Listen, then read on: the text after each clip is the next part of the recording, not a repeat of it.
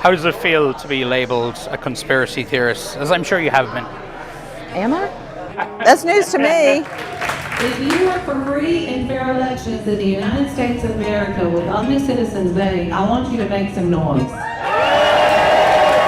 Trump supporters like Sally Grubbs are making last-minute changes to election rules in Georgia on things like how ballots are counted and how easy it is to challenge the election results.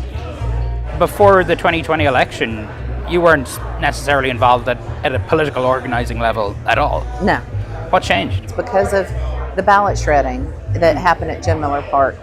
Ballot shredding?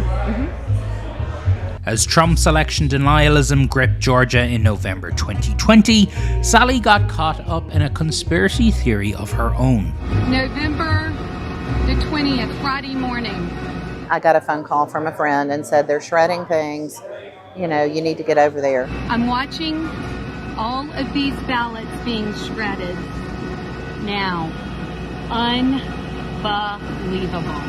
They jumped in their cars and chased the truck.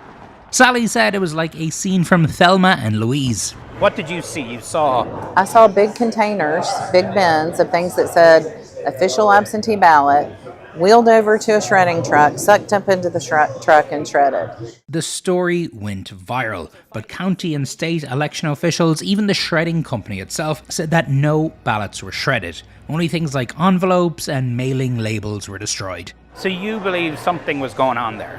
There was definitely something going on. But Sally's belief that she saw something that day helped inspire her to get involved in politics. If we can get lottery tickets right, we should be able to process ballots. Sally was directly involved in changing a rule to give local election officials the power to delay certification of the result.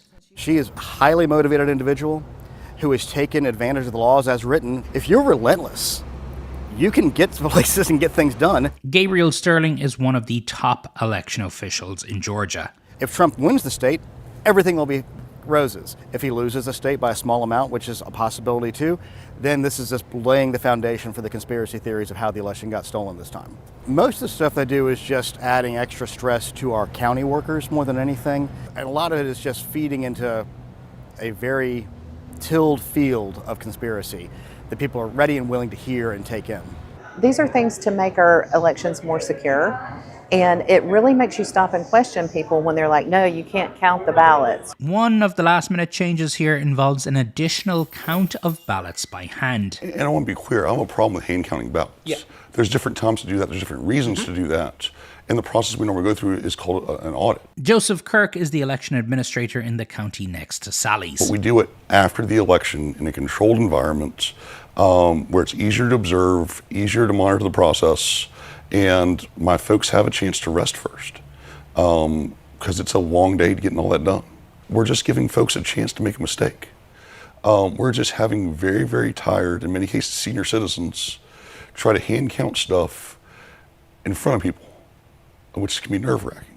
So your concern is that a lot of people walking in, voting on these machines are saying, I don't even know if I should be doing this. I don't know if this is even going to count. Well, that or just they don't know the safeguards we have in place to make sure their vote is tabulated properly, is included in the results, nothing's swapped out, nothing's stuffed in, nothing untoward's happened.